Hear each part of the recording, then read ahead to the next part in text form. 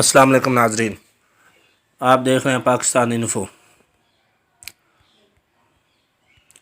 عثمان غازی کی قیادت میں بڑھتی ہوئی سلطنت عثمانیہ کا دارالحکومت ینی شہر۔ عثمان غازی نے ینی شہر 1299 میں جب اناطولیہ سلجوقی ریاست تباہی کے دہانے پر تھی، بیلجک یار سار اور انگول کو فتح کر کے سلطنت کی آزادی کا اعلان کیا۔ اس کے بعد عثمان کا قبیلہ اور غالباً اس کے جھنڈے تلے دیگر قبائل ہجرت کر کے ایک ایسی جگہ پر آباد ہوئے جس کا نام بعد میں ینی شہر نیا شہر رکھا گیا، کیونکہ اس وقت اسے پہلی بار آباد کرنے کے لیے کھولا گیا تھا۔ عثمان غازی کے دور میں مکانات، مساجد، صحرائے، حمام، چشمے اور بازاروں کے ساتھ ایک بالکل نیا شہر ابھرا۔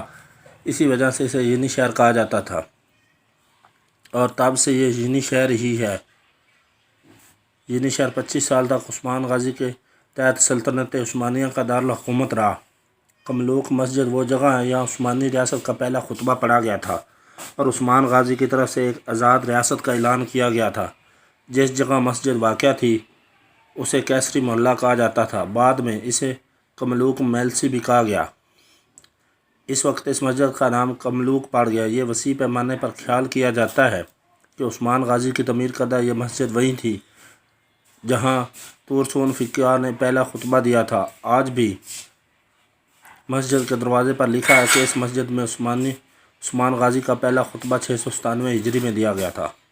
دوستو، اگر آپ چینل پر نئے ہیں تو آپ سے گزارش ہے چینل سبسکرائب کرنا مت بھولیے تاکہ آنے والی ویڈیوز آپ کو بر وقت ملتی رہیں۔ اجازت دیجیے۔